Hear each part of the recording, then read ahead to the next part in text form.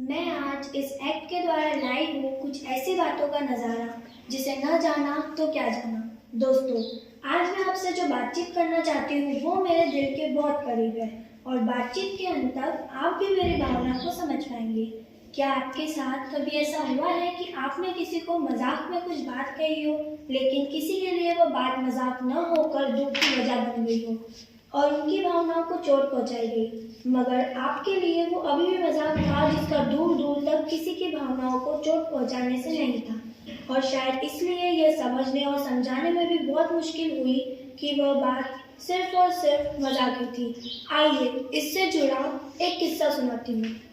हमारे स्कूल में एक टीचर थे जो क्लास को मज़ेदार बनाने के लिए नए नए तरीके इस्तेमाल करते थे। उनका हमारी क्लास में दूसरा पीरियड हुआ करता था।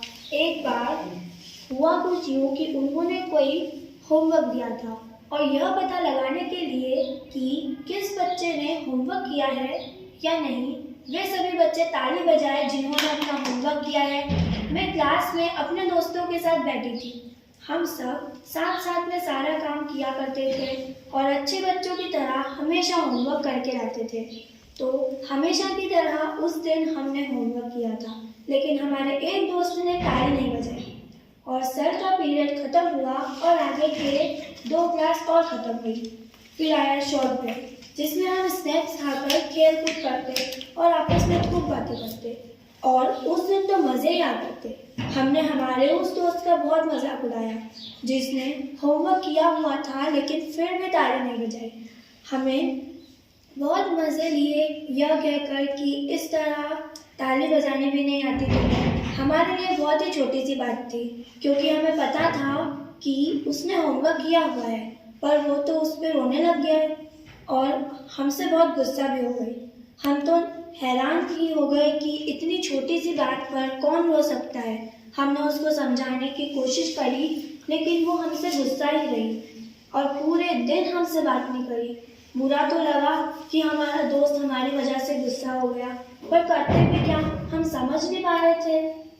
सबने कहा जाने दो, अपने आप समझ जाएगी, पर मुझे ये बात खटक रही थी तो मैं अपने दोस्त के घर पहुंच गई। वहाँ जाके उसकी माँ ने बताया कि उसके पिताजी बहुत बीमार है, उसके चलते वे सभी काफ़ी दुखी है। फिर हम समझे उस समय उसका ध्यान क्लास में न होकर उसकी पापा की तबीयत पर था और इसलिए वो टीचर की बात सुन नहीं पाई थी और हम उसकी वजह पूछने की जगह उसका मजाक बनाने लगे। उस दिन के बाद हमने गांठ बांध ली थी कि कभी भी किसी का भी मजाक बनाने से पहले या किसी को कोई बात कहने से पहले यह समझना कि मेरी यह कही हुई बात या किया गया मजाक किसी की भावनाओं को चोट ना पहुंचाए। मैंने मेरी माँ को बताया तो उन्होंने मुझको समझाया कि किसी को दुखी देखकर दुखी होना सहानुभूति रखना है जो तुमने तुम्हारे दोस्त को दिखाई।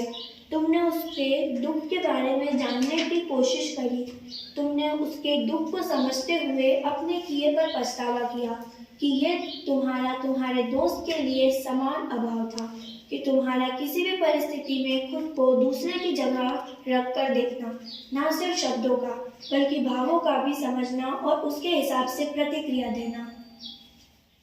धन्यवाद।